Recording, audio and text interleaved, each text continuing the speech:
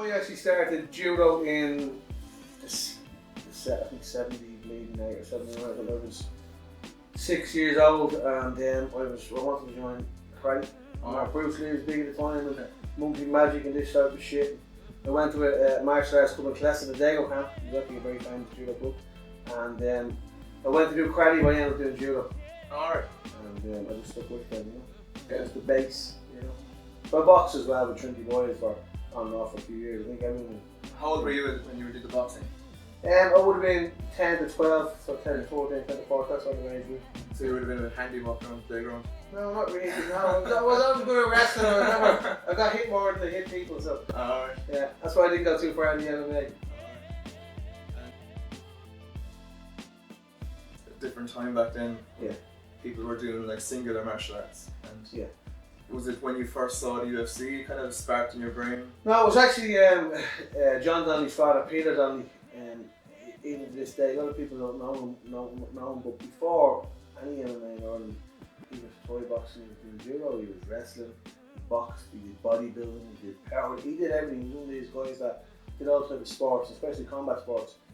And he was the one that sort of, in the early 90s in Dublin, that went out to John and himself and got them mixing together. A lot of people don't know about it, and he would never tell anybody. Yeah. But John's dad, Peter Donnelly, he was sort of the one that introduced me to MMA. Good. And what were the kind of heads like back then? What kind of guys did you have in the room training? It was actually good. It was like at the time it was very much, there was no information, so you'd get videos or you'd some guy that might get a magazine in the UK or something. But it was good buddies, man. Like there was Dave Jones, Dave Roach, myself, John Donnelly, Jerry O'Grady, got wrestling, passed away, Peter Donnelly. There was a lot of, you know, groups of guys that were, I was coming from the judo background, some guys did a bit of kickboxing and some guys boxed. And just best about it, you know. Yeah. Crazy stuff really sometimes, you know. But it was great, I have to say. Were you in the army that time? I was in the army, yeah. And did you ever see yourself running a gym and... Well, I was always involved in coaching, so I always like Paul Browne Judo Club, I done the judo under race there, so I was always like coaching with him, and I always had that sort of thing going on. And then for sort of 97 to 2000, I had my own little gym as well, even though I was training at Paul Browne. So I was always doing bits of coach. Yeah. But I could never see me, like I gave up a good job with a pension to, you know, take a chance to get down the road. Sometimes did I do the right thing? But I think I have, so yeah. So Team Ryanos recently I've seen are expanding a bit outwards in the country. Yeah. So how many gyms have we got now with Team Ryano? Well, the Team Ryano BJJ Revolution team, between us around the country, there's probably about 12, I'd say. 12, 14 gyms. And you know, it's just we sort of support each other on tournaments and training camps and stuff like this, you know. And a lot of the guys come up and travel, train here, so about 12 gyms, I think. Yeah. So we've got 3 or 4 in the north, and guys from Kenny, Waterford, Portlaoise, and 3 in Dublin, and down of course Fergal and Tim Murphy, the Revolution guys, you know. We're all part of the big network, you know. So Paul Redmond has been on the up and up since he left the UFC. He had a good fight there in Bama, in the point. Yeah. Unfortunately, he had to put out a fight recently, but he was just about to have a big fight. Yeah, he had just signed with Bellator for the show in Dublin December 16th. Yeah. And it was a big fight. He was actually coming back down to featherweight for it. And he was training here 2 weeks ago, and he broke his arm. So Patrick Boylan, of Wickstead, whatever you want to call him, he popped his arm. It wasn't anything crazy, but he were rolling, and whatever way he caught his arm, so he chipped the back of his elbow, lump come off, and he damaged tendons on the front of his arm.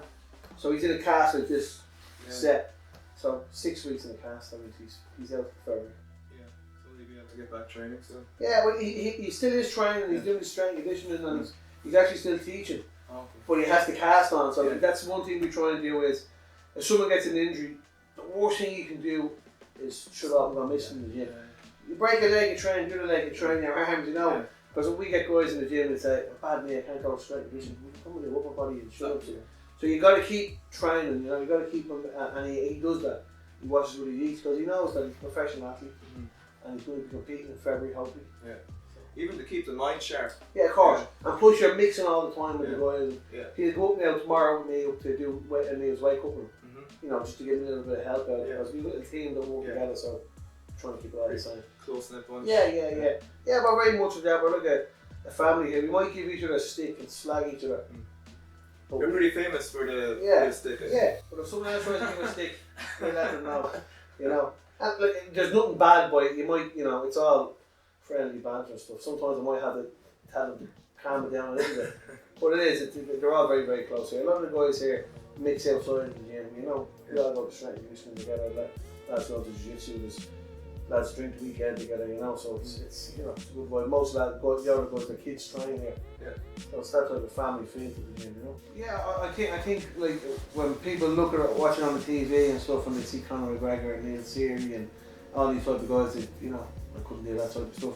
But 90% of my gym is recreational guys. A lot of guys don't. A lot of guys want to come and train, put the gloves on, put the gear on, do a class. You know, so we have guys in the gym from, you know, kids right up to 60-year-olds to train. Some of them do MMA, some just do the jiu-jitsu. So it's for everybody. You don't have to be, you know, it's only a fair few get into that elite level, you know. So it's, as a recreational sport and a fitness sport, it is very good. People take that, you know, it is a martial art, so it's not just for that sort of 22-year-old fit guy, it's for everybody. Some people have good attributes, like for me, I was always good at the grappling and the wrestling. I wrestled in the Hercules a little bit, and I've done the judo for a long time. And so you sort of, your body might suit it and you play that game. I still box and I still do the MMA, but there's other guys that are good at certain things, but I think, you know, it doesn't matter, you go to the jiu-jitsu tournament, you see the guy with the tattoos and the muscles, you see the guy with the big glasses, geeky guy, both enjoy the sport, both enjoy the martial arts, so it's for everybody. It's a broad spectrum of people. Is there anything you'd like to say to anyone watching? No, I just think I see the MMA community is grown now, and I see that some guys are trying to start the Jiu-Jitsu Association, which is brilliant.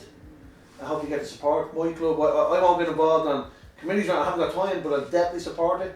I'll get all my gyms to affiliate and sign up, because we definitely do need regulation rules. You know, we definitely do need some sort of setup, like the guys in the UK are doing. You know, it's brilliant. We're doing it with the MMA at the moment, and it's a lot of work. Yeah. So I think you've got to have guys that can commit to do the work for the Jiu-Jitsu Association, but it's something that's needed, definitely needed. You know, especially if you want to make this Olympic sport, which is good. It's a long way down the road, but you need governing bodies in each country, you know.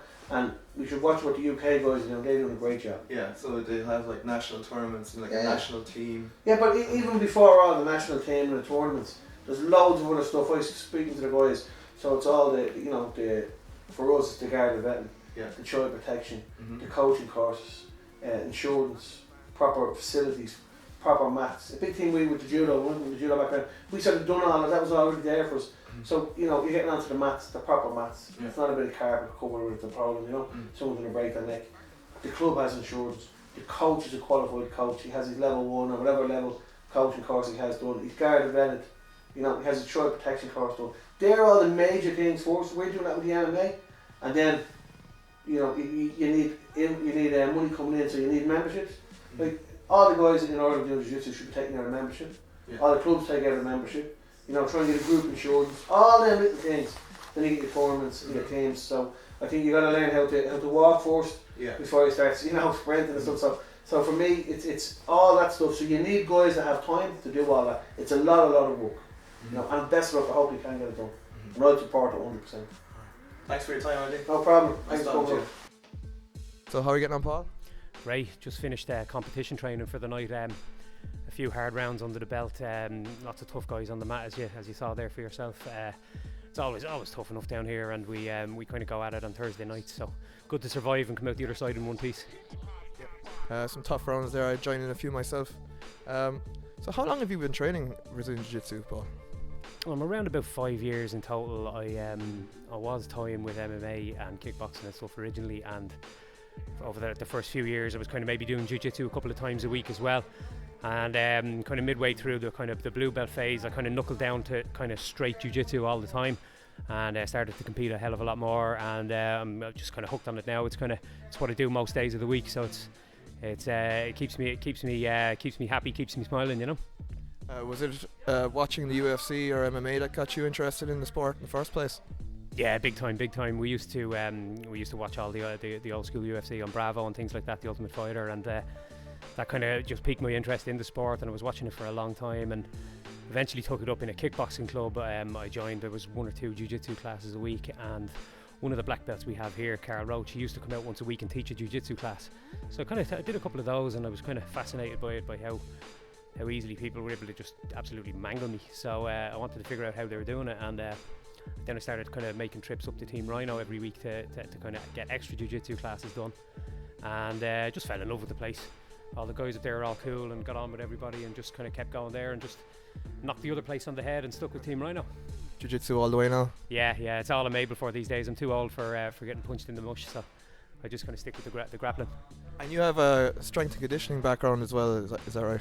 Yeah, I run my own gym, Adrenaline Nutrition and Fitness, and that's what I work at full time, so I'm kind of in and out of there and back and forth. Like today I was over there for 2 stints, and I was down here in Team Rhino for a couple of stints. I kind of have to kind of fit in my training down here around my work schedule, so it's I kind of have to double up on training sessions here some days, some days I can't get here at all, so chop and change my schedule as I go along. So 2 days some days, and working in the gym, your own gym the other days? Yeah, just kind of fit it in where I can. I try to get 4 or 5 sessions in on the gym or on the mats here every week.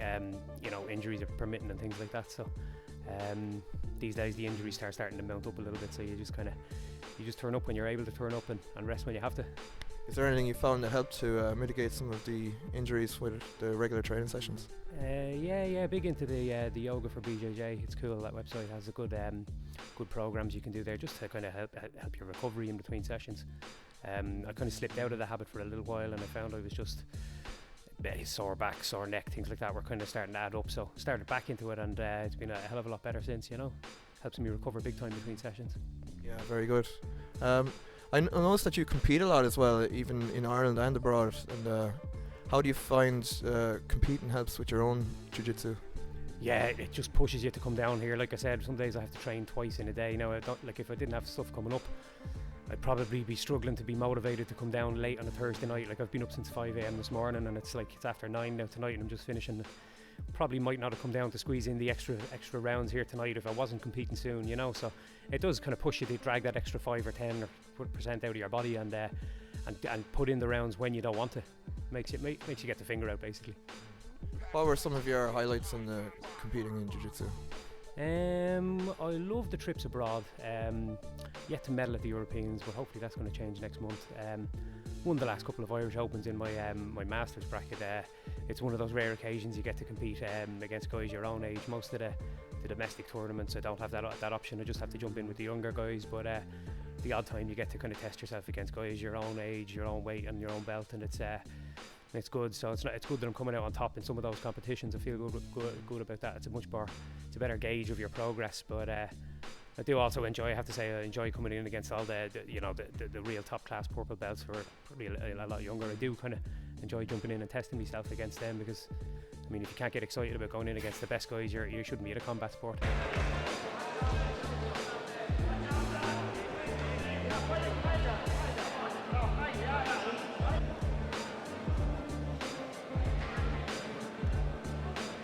I remember there was one guy you kept fighting over and over again. How did you get on there? Yeah, Stu is he's a tough dude, but we've come up against each other a couple of times now. I think 6 or 7 times at this stage, and it's always a war. There's never anything between us. It's always like an advantage here or one score there and stuff. So we've come up against each other in the Irish Open and the British Open a few times over the last few years. So good fun. It's good fun. It's all friends and handshakes at before and after, but we do get stuck in and go at it.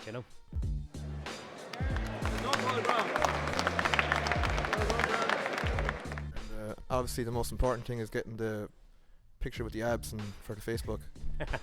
For Instagram as well, yeah, you got to get the likes.